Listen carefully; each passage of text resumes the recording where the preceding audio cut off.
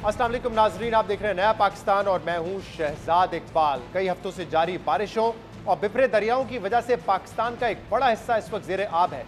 मुल्क के चारों सूबों में इस वक्त तबाही के दिल दहला देने वाली सूरत हाल है।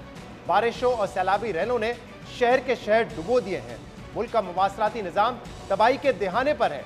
पुलों, सड़कों और इमारतों समेत अमलाक को इंफ्रास्ट्रक्चर का अरबों रुपए का माली नुकसान एक तरफ। इस कुदरती आफत में अब तक मोहतात अंदाजे के मुताबिक 937 अफराद जहां भाग हो चुके हैं, 1300 से ज्यादा जख्मी हैं, जबकि 3 करोड़ से ज्यादा अफराद बेघर हो चुके हैं। पाकिस्तान इस वक्त इस दिहाई के सबसे बड़े इंसानी बहरान से गुजर रहा है। सैलाब के बाद होने वाली इस तबाहकारी के नतीजे में हुकूमत ने कौमी इमरजेंसी का ऐलान कर दिया है और तशवीश की बात यह है कि बलूचिस्तान और गिलगित बल्तिस्तान का पूरा मुल्क से राब्ता टूट चुका है। तवात में सैलाब के दिल दहलाने वाले मनाजिर सामने आए, जिसमें देखा जा सकता है कि कैसे बड़े बड़े होटल्स चंद मिनटों में सैलाबी रैलों में बह गए, जबकि खैबर पख्तूनख्वा के शहर नौशहरा से लोगों का इनखला शुरू कर दिया गया है। मुल्क भर में मानसून के 8वें स्पेल ने बड़े पैमाने पर तबाही मचा दी है और हर गुजरते दिन के साथ इसमें शिद्दत आती जा रही है, जबकि महकमा मौसमियात ने सितंबर के आखिर तक मजीद बारिशों की पेशन गोई की है।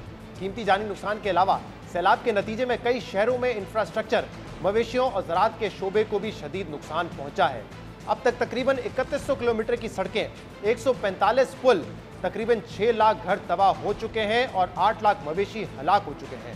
हुकूमत का दावा है कि इस वक्त से सिर्फ रेस्क्यू और रिलीफ के लिए 76 अरब रुपए दरकार हैं, जबकि लोगों की रिहेबिलिटेशन के लिए सैकड़ों अरब रुपए दरकार होंगे।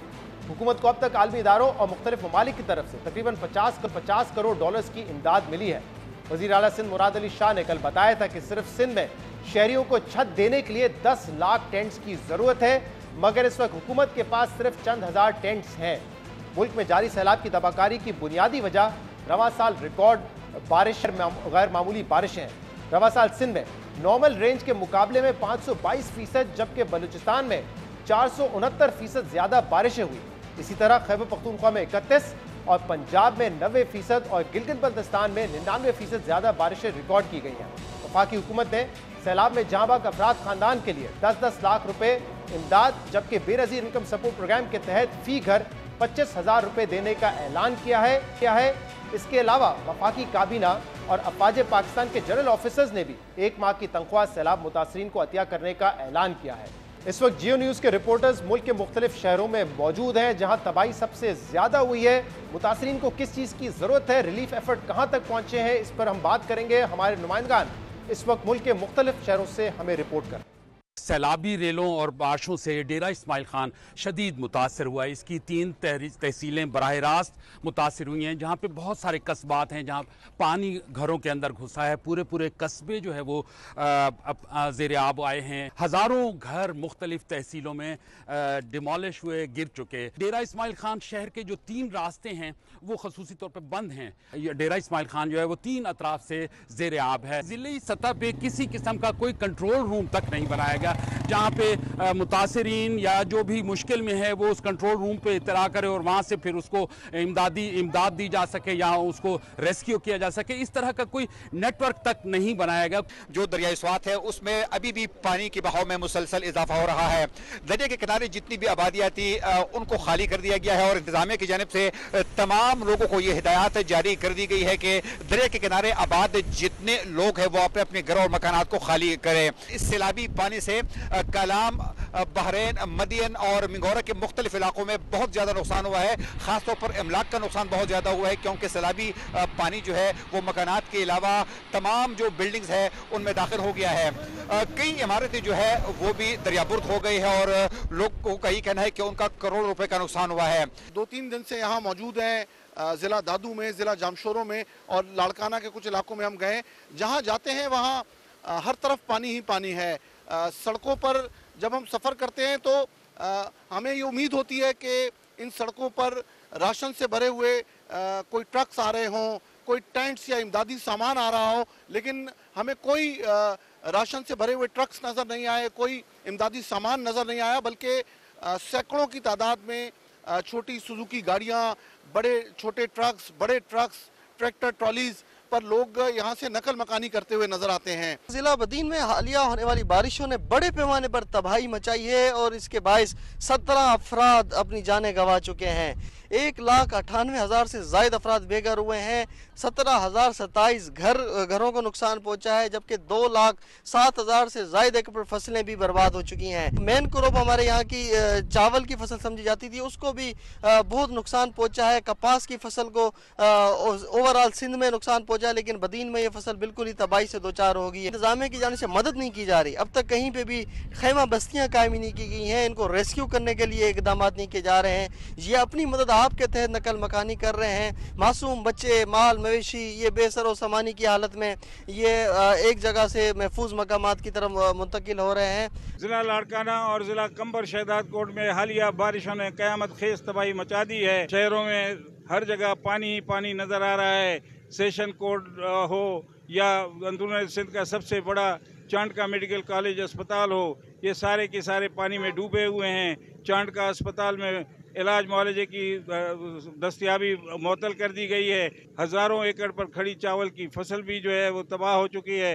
हुकूमत की जानिब से दी गई इमदाद भी सियासी बुनियादों पर, सियासी पसंद और नापसंद की बुनियाद पर तकसीम की जा रही है। राजनपुर जिला एक माह से सैलाब की जद में है। राजनपुर की तीनों तहसीलें इस टाइम सैलाब में डूब चुकी हैं। इस टाइम 7 लाख एकड़ रकबा शदीद मुतासर हुआ है और 1.5 लाख से ज़्यादा लोग इस सैलाब की वजह से शदीद मुतासर हो चुके हैं। और अब तक ज़िले में 8 अफराद इस टाइम जाबाक हो चुके हैं और 25,000 के करीब यहाँ पर घरों को शदीद नुकसान पहुँचा है। हज़ारों की तादाद में लोग इस टाइम खुले आसमान तले मौजूद हैं। ना उनके पास कैंप है, ना ही राशन है। ज़मीनी रास्ते इस टाइम मुनक़ता हैं, जिसमें हज़ारों की तादाद में लोग अपने घरों में मासूर हो चुके हैं। डेरा गाजी खान में गुज़श्ता 20 दिन से सैलाबी सूरत हाल है।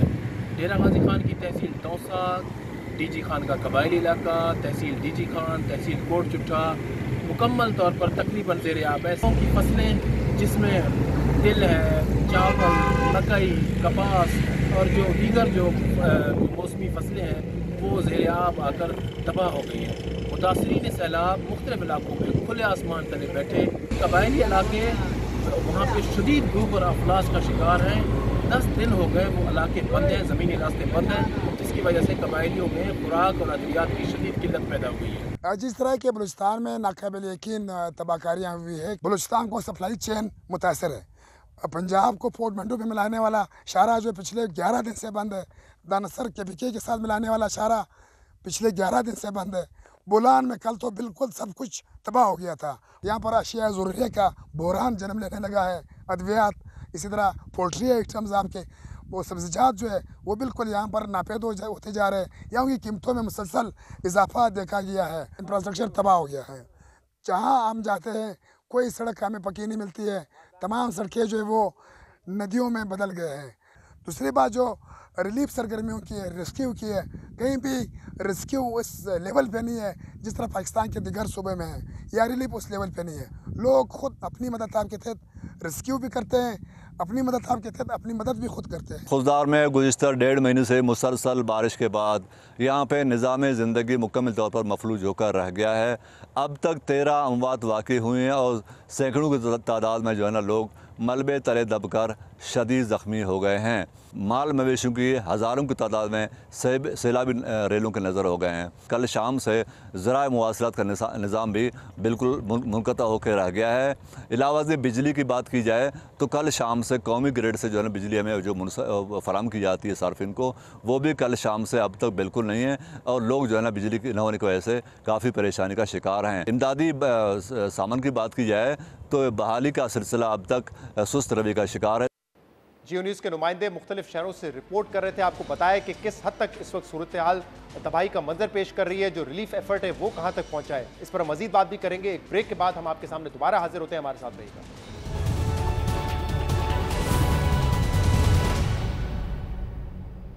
वेलकम बैक नाज़रीन। ब्रेक में जाने से पहले हमारे रिपोर्टर्स बता रहे थे कि सैलाब से किस हद तक तबाही हुई है, रिलीफ वर्क कहाँ तक पहुँचा है। इस वक्त हमारे साथ मुख्तलिफ सूबों से जो सियासतदान है, जो हुकूमत को रिप्रेजेंट करते हैं, वो मौजूद हैं। मुर्तज़ा वहाब साहब इस वक्त हमारे साथ मौजूद हैं। ज़ियाउल्लाह लांगू साहब हमारे साथ मौजूद हैं, मुशीर दाखिला बलूचिस्तान, और इसके अलावा शौकत यूसुफ ज़ई सूबाई वज़ीर है खैबर पख्तूनख्वा में, वो भी हमारे साथ मौजूद है। आप तीनों का बहुत बहुत शुक्रिया ज्वाइन करने के लिए।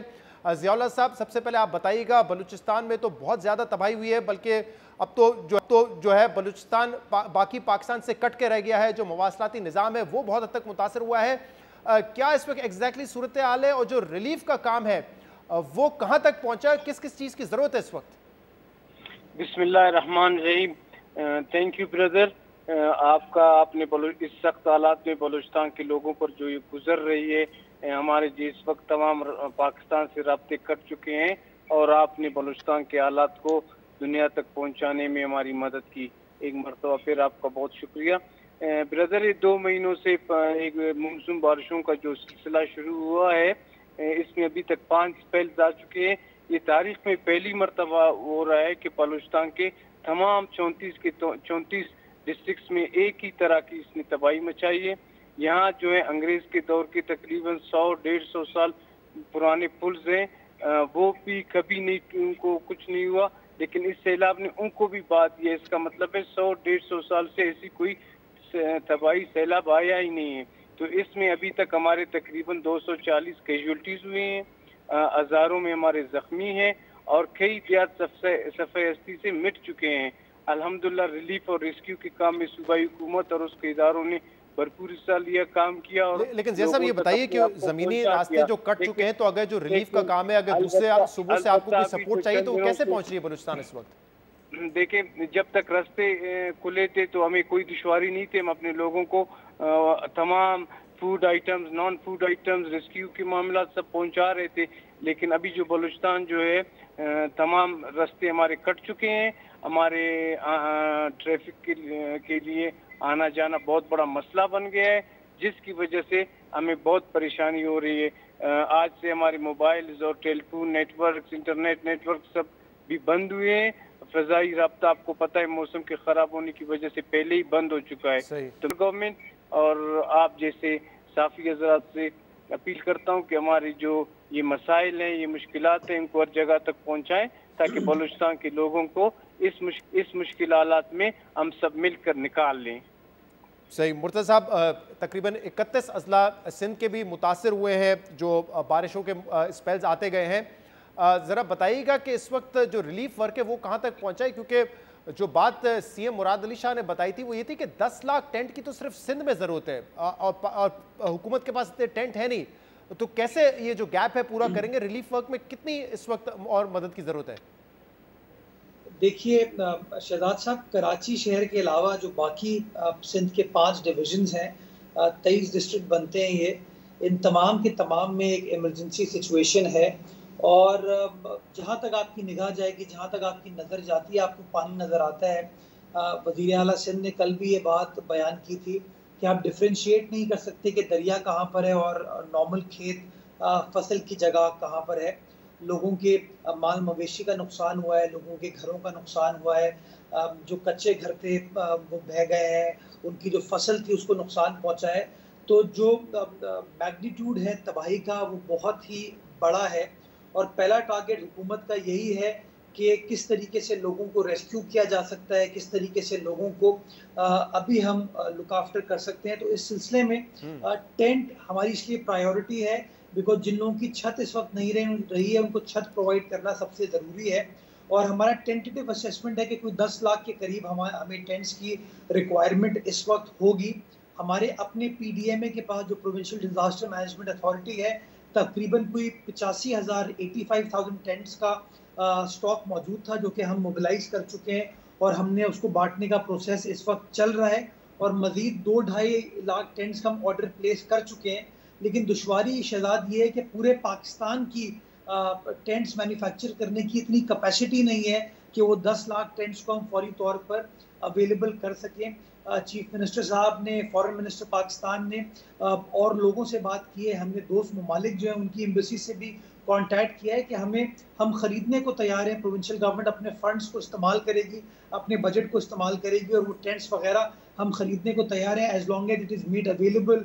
चाहे चाइना हो, चाहे वो ईरान में हो, तो हम बात कर रहे हैं। मैं आपके चैनल के तवज्जुह से अगेन ये ऑफ़र करना चाहूँगा कि अगर किसी शख्स के पास भी ये टेंट्स मौजूद हैं तो प्रोविंशियल गवर्नमेंट वो टेंट्स लेने को तैयार है, ख़रीदने को तैयार है टॉप प्रायोरिटी पे, ताकि लोगों को वो टेंट्स फराहम कर दिए जाएँ। दूसरी चीज़ है, आपको मॉस्किटो नेट्स की ज़रूरत है कि जो वहाँ पर लोग अफेक्टेड हैं उनको प्रोटेक्ट करने के लिए वो मॉस्किटो नेट्स और उनका जो जानवर है उनके साथ जो लाइव स्टॉक है उसको प्रोटेक्ट करने के लिए आपको जालियाँ दरकार हैं। और तीसरी चीज़ ये है कि आपको उनको इमीडिएटली राशन प्रोवाइड करने की ज़रूरत है। कल वज़ीर आला सिंध ने फेडरल गवर्नमेंट से बात की थी और उसके बाद फिर मैंने चीफ सेक्रेटरी साहब ने यूटिलिटी स्टोर्स के साथ इंगेज किया है और हमने इमीडिएटली उनको ऑर्डर प्लेस किया और हमने कह दिया है कि तमाम इसके जो अखराजात हैं वो प्रोविंशियल गवर्नमेंट बेयर करेगी। यूटिलिटी स्टोर्स को परेशान नहीं होना चाहिए कि पैसे कहाँ से आएंगे, प्रोविंशियल गवर्नमेंट वो पैसे अवेलेबल करेगी। आप सिर्फ अपने स्टॉक को तैयार रखें ताकि सिंध के मुख्तलिफ अजला के अंदर हम वो राशन वगैरह पहुँचा सकें।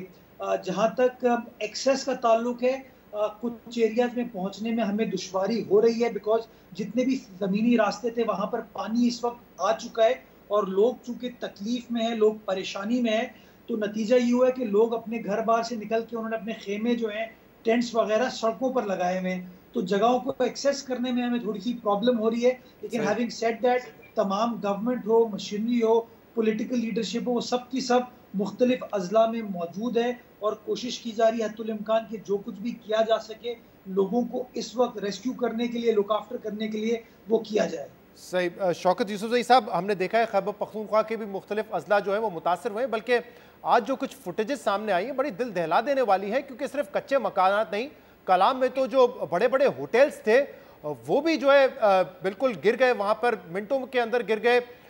एक तो ये देखने की ज़रूरत है कि कैसे ये हो सकता है कि बिल्कुल दरिया के साथ उन होटल्स को बनाने की इजाज़त दी गई, यकीनन गैर कानूनी होगा और आज हमने असरात देखे हैं उसके। लेकिन ज़रा पहले ये बता दीजिएगा कि जो सूरत हाल है उस पर काबू पाने के लिए खैबर पख्तूनख्वा की हुकूमत क्या कर रही है और मजीद अभी किस किस चीज़ की ज़रूरत है आप लोगों को?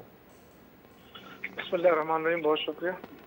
देखिए जी, बदकिस्मती से हर साल ये इश्यूज होते हैं और इस दफ़ा मेरे ख्याल से कोई 2010 का जो सैलाब आया था उसमें जो बताया गया था हमें स्वात और इनका, ये कोई 1.5 लाख क्यूसेक पानी था और इस दफ़ा वो 2.5 लाख से ऊंचा हो गया है, 2.5 लाख क्यूसेक से ज़्यादा पानी आ गया। तो अब ये जाहिर है इतना बड़ा सैलाब पहले कभी आया नहीं था और ये एक जगह नहीं बल्कि मैदानी इलाकों में, जिस तरह DA खान टांग है जहाँ पे आज वज़ीर आला महमूद खान साहब ने और साबिक़ वज़ीर आज़म इमरान खान ने दौरा भी किया है, उन इलाकों के लोगों से मिले भी हैं। जो इस वक्त सबसे बड़ा इशू आ रहा है वो हमें भी इसी तरह के शेल्टर का इशू है और गो के हमारे पास टेंट भी हैं, काफ़ी मकदार में हमने पहुँचाए भी हैं और रिलीफ का काम तेज़ भी किया है। लेकिन स्टिल मैं कहूँगा कि क्योंकि राब्ता सड़कें मुतासर हुए हैं, बहुत ज़्यादा डैमेज हुए हैं, तो पहुंचने में काफ़ी दुश्वारी भी है। लेकिन जो हमारे पास जितने PDMA के फुल हमारे पास प्लेज वो एक सिस्टम है और वो सिस्टम इस बड़ा काम भी आया इस दफ़ा, काफ़ी मेहनत भी की उन्होंने, मैं उनको भी खिराज तहसीन पेश करता हूँ। साथ साथ ये कि हमारे जो जितने भी डिप्टी कमिश्नर साहिबान हैं उनके ज़रिए, एडमिनिस्ट्रेशन के ज़रिए भी हम लोगों को रिलीफ फराहम कर रहे हैं और जो भी मुतासर हमारे डिवीजन है उसके कमिश्नर साहिबान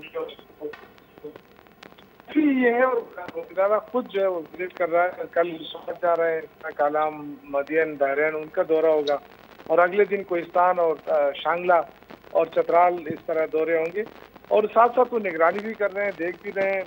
लोगों को इस वक्त खुराक की ज़रूरत है, खुराक पहुँचाई जा रही है।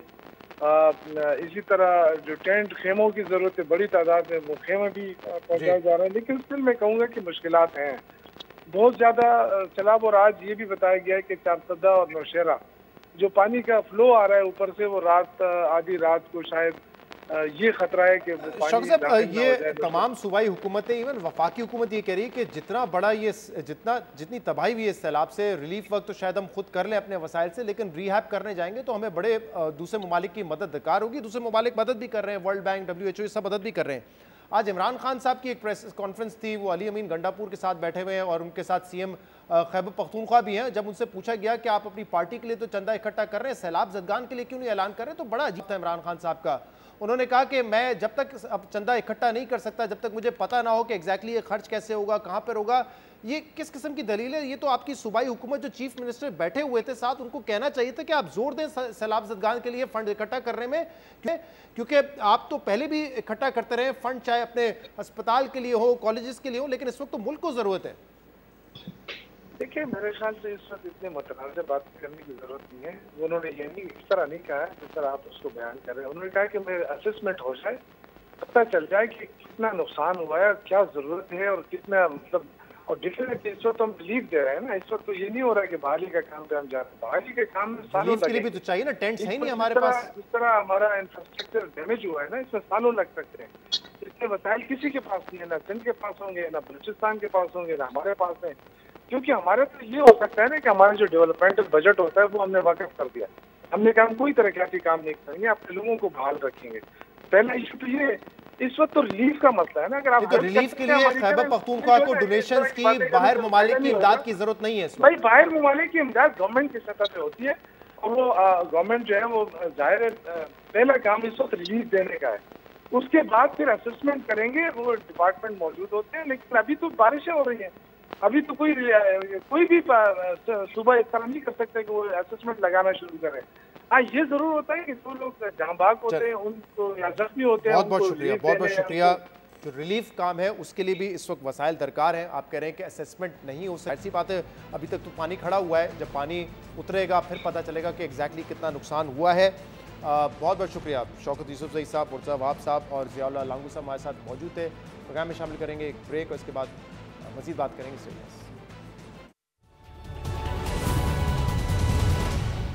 Welcome back. महंगाई मुकाओ तहरीक चलाकर हुकूमत संभालने वाली नून लीग अब बढ़ती महंगाई और मुआशी फैसलों की वजह से शदीद दबाव का शिकार है।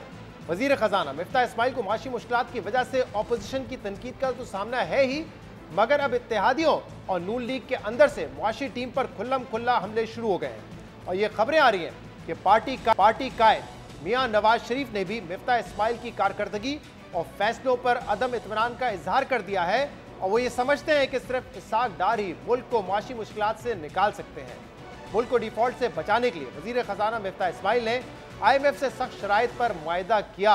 हुकूमत ने IMF की तकरीबन तमाम मुश्किल शराइतें भी मान ली, जिसके बाद इम्कान है कि पीर तक पाकिस्तान को IMF से कर्ज की किस्त भी मिल जाएगी। मगर IMF की इस मुआहिदे से होने वाली महंगाई पर पार्टी के अंदर से आवाज़ें उठना शुरू हो गई हैं और इस दबाव की वजह से खजाना अपने लिए गए कई फैसलों से पीछे हट चुकी है।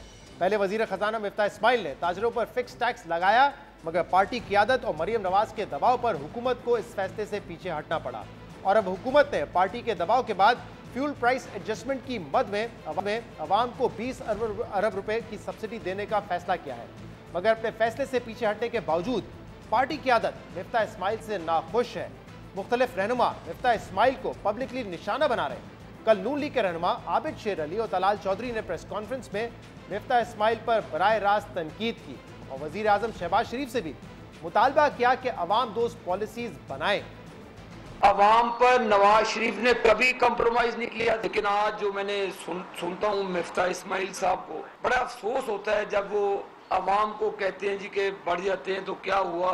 तो आप भी जरा झुग्गियों में रह कर देखे, एक एक मरले के मकान में, कि जब लोगों की तनख्वाहें 15 से 20 हजार रुपया है तो 20 हजार रुपया बिजली का बिल आप देंगे तो लोग झोली उठा के बदवाएं देते हैं हमें। मिफ्ता इस्माइल साहब जरा दफ्तर से बाहर निकल के गरीब अवाम में जाएं, आपको समझ आए कि लोग रहते किस तरह। शराइत नामा दस्तखत किया है IMF के साथ, तो आप उसको रीनिगोशिएट भी कर सकते हैं। मादी में इसाक डार साहब ने रीनिगोशिएट किया। मैं उम्मीद करता हूँ वजीर आजम साहब से भी ये पॉलिसियां तरक करके अवाम दोस्त पॉलिसियां बनाएं, इससे पहले कि हम भी अवाम के साथ खड़े हो जाए।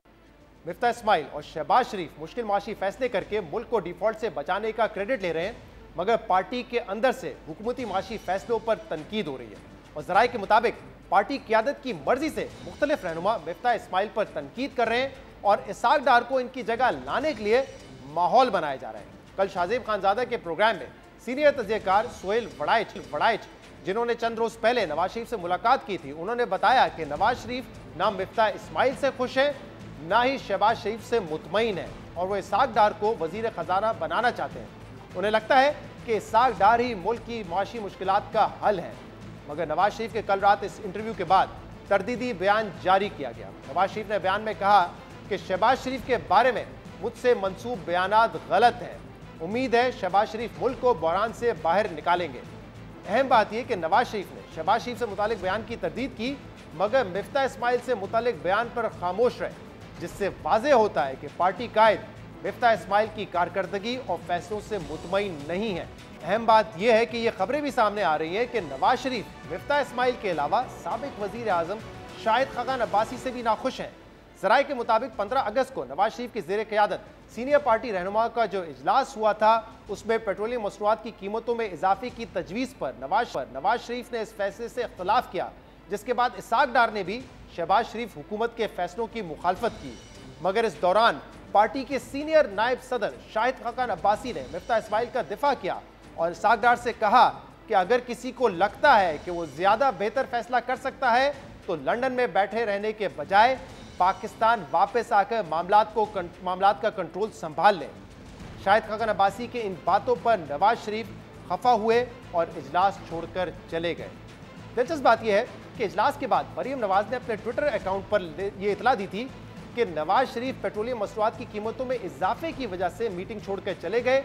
मगर जराये के मुताबिक नवाज शरीफ शाहिद खाकान अब्बासी के जहराना रवैये की वजह से मीटिंग छोड़कर गए थे।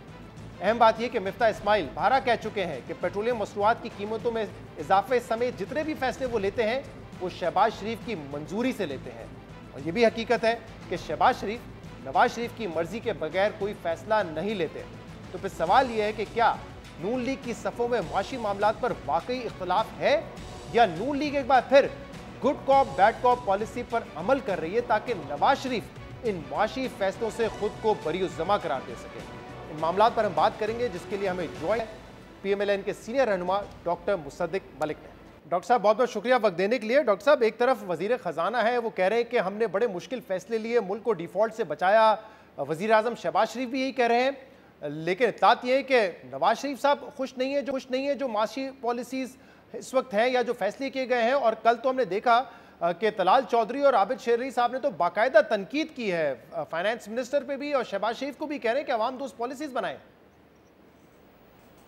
जी, आपकी बात ठीक है। इस वक्त आपको मालूम है कि पाकिस्तान बड़े मुश्किल मराहिल से गुजर रहा है और पाकिस्तान को मुश्किलात से बचाने के लिए और डिफ़ॉल्ट से बचाने के लिए बड़े मुश्किल फैसले किए जा रहे हैं। लेकिन ये जो फैसले किए जा रहे हैं ये अवाम पे तो गरां गुजर रहे हैं, और इस वजह से हमारे जो हमारी पार्टी के रहनुमा हैं उनका ये मौक़िफ़ है कि इसको किसी न किसी तरीके से अवाम पे बोझ कम किया जाए। और मियाँ नवाज शरीफ साहब इसके बहुत बड़े चैम्पियन हैं। उन्होंने एक मरतबा नहीं कई मरतबा कहा है कि अगरचे हमने एक सख्त जिम्मेदारी ली है, लेकिन अब जब जिम्मेदारी का बोझ हम उठा चुके हैं तो हमें हर कोई भी स्टोन अनटर्ड नहीं छोड़ना चाहिए जिसके नतीजे में अवाम को सहूलत ना फराहम हो। तो वो बारहा तनकीदी जायज़ा लेते हैं हर पॉलिसी का, और उन्होंने एनर्जी पे भी पहले बात कर चुके हैं, वो फाइनेंस पे भी बात कर रहे हैं। तो डॉक्टर साहब, ये जो फैसले मिफ्ता इस्माइल साहब या शहबाज शरीफ साहब की हुकूमत ले रही है, क्या अपनी खुशी से ले रहे हैं ये फैसले या ये वक्त की ज़रूरत है और मजबूरी है? जी, बहुत ज़्यादा मुश्किलात का सामना है और बहुत मुश्किल फैसले किए जा रहे हैं। और जैसा कि मैंने पहले भी एक दो प्रोग्राम्स में बताया कि जिस दिन जो जिम्मेदारी मुझे दी गई है, जब उस जिम्मेदारी के लिए मैं वहाँ वजारत में पहुँचा तो पहली जो मीटिंग थी वो बैंक्रप्सी से रिलेटेड थी, यानी PSO की जो हमारी LCs थी वो बैनुल अक़वामी बैंक जो है कंफर्म नहीं कर रहे। मैं ये पूछना चाह रहा हूँ मुसद्दिक मलिक साहब कि जब ये फैसले खुशी से नहीं लिए जा रहे, मुश्किल फैसले हैं, मजबूरी में लिए जा रहे हैं, तो क्या ये बात पे आप अभी तक इसाक डार साहब को, नवाज शरीफ साहब को जो लंदन में बैठे, कन्विंस नहीं कर पाए?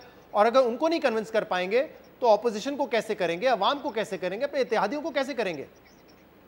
देखिए, नवाज शरीफ साहब जो है उन्होंने तमाम ज़िंदगी गुजार दी है अवामी मुकदमा लड़ने में, और यहाँ पे जो टीम है वो पूरी कोशिश कर रही है कि अवाम पे कम से कम बोझ पड़े।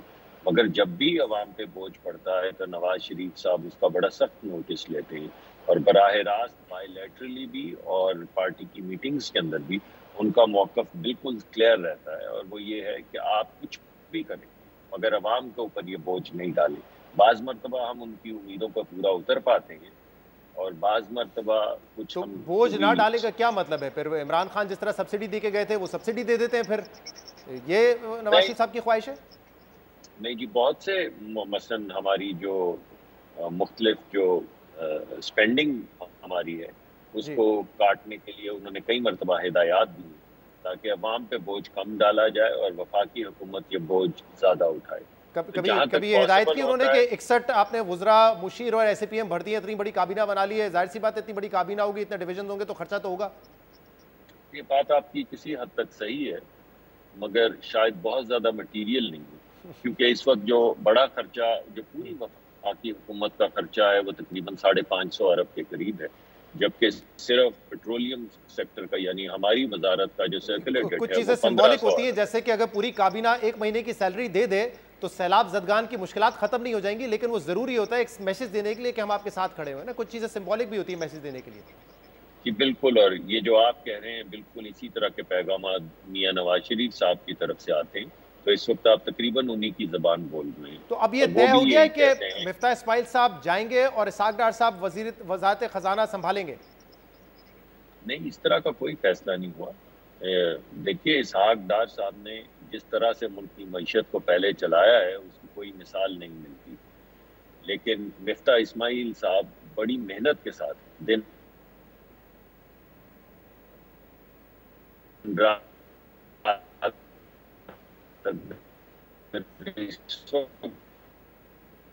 की कोशिश कर। अच्छा, अगर हम, और इसमें भी कोई शक नहीं कि जितनी मेहनत इस वक्त मिफ्ताह साहब कर रहे हैं और के लिए इतनी मेहनत करना सही। तो आप कह रहे हैं कि कोई ऐसा फैसला हुआ नहीं है कि मिफ्ताह इस्माइल साहब को हटाकर इसहाक डार साहब को वजीर खजाना लगाएंगे, ये कोई फैसला नहीं हुआ है? जी, अभी तक मेरे सामने तो इस तरह का कोई फैसला नहीं हुआ है, ना कोई गुफ्तगू ऐसी को मेरे सामने हुई है। सही है। एक और मामला जिसमें बात करना चाह रहा हूं, क्योंकि IMF की बोर्ड मीटिंग है 29 को और मिफ्ताह इस्माइल साहब ने कहा है कि अगले हफ्ते हमें पैसे मिल भी जाएंगे। फवाद चौधरी साहब ने कल एक इंटरव्यू में ये कहा है कि अगर खैबर पख्तूनख्वा और पंजाब ये फैसला कर ले कि हमने IMF की शराइत नहीं माननी है, खासतौर पर जो बजट सरप्लस देने वाली बात थी, वो तो वैसे हमजा शहबाज की हुकूमत थी जब बजट पेश किया गया था और वो सरप्लस नहीं था जो पंजाब से एक्सपेक्ट किया जा रहा था, लेकिन फवाद साहब कह रहे हैं कि अगर हम बात ना माने तो IMF का जो प्रोग्राम है वो डीरेल हो जाएगा। और फिर वो ये कह रहे हैं कि अगर जिस तरह के बेबुनियाद केसेस आप बना रहे हैं इमरान खान के खिलाफ तो हम ये कर सकते हैं। देखिए, पहली बात तो ये कि मैं उनको ज्यादा आसान तरीका बताता हूँ। वो आज अगर खैबर पख्तूनख्वा और पंजाब दोनों हुकूमतें उनको डिसॉल्व कर दें तो जिस इलेक्शन का वो मुतालबा कर रहे हैं खुद ब खुद उसकी तरफ हम सब सारे चले जाएंगे। तो मुझे तो लगता है कि he speaking from the both sides of his mouth, क्योंकि अगर वो सिंसियर हैं तो बिल्कुल डिसॉल्व कर दें हुकूमत को, और अगर डिसॉल्व नहीं कर रहे और हुकूमत चलाना चाहते हैं जैसा कि वो चला रहे हैं तो फिर ये गिला बार बार टेलीविजन पे आके क्यों करते हैं? इससे क्या फायदा होगा? सुबह वो कर दें, अपनी दोनों सूबे जो हैं उनकी हुकूमतें तहलील कर दें, तो आपको पता है कि तकरीबन 50 नहीं तकरीबन 70% इलेक्शन की तरफ हम खुद ही जा चुके होंगे। तो सवाल ये उठता है जो आपको उनसे पूछना चाहिए कि भाई अगर वाकई आप ये करना चाहते हैं तो आप पाकिस्तान को क्यों डीरेल करते हैं? उसके बजाय आप अपनी हुकूमत तहलील करें और इलेक्शन में आ लेकिन अब मुस्तफी साहब रास्ता क्या? अगर वो कह रहे हैं कि हम ये स्टेप लेने पर अगर आ गए, अगर आपने इमरान खान के ऊपर इसी तरह बेबुनियाद केसेस बनाए, हमने ये स्टेप ले लिया, तो इससे तो नुकसान मुल्क का होगा ना। अब बैठ के सोचने की जरूरत है कि किस किस्म के फैसले लिए जा रहे हैं और धमकियां दी जा रही हैं। देखिए, अभी तक जो बड़े बड़े जो मुकदमे किए जा रहे हैं वो तो म्यूटनी से रिलेटेड है। आपने देखा कि हमारे फौज के अफराद हैं, लीडर्स हैं, उन्होंने शहादत नोश फरमाई और उसके बाद जिस तरह के ट्रेंड्स चलाए गए वो आपके सामने हैं। तो ये जितने मुकदमात की बात हो रही है या तो ये मुकदमात उससे रिलेटेड हैं और या ये फौज को म्यूटनी यानी बगावत पे उकसाने से रिलेटेड है।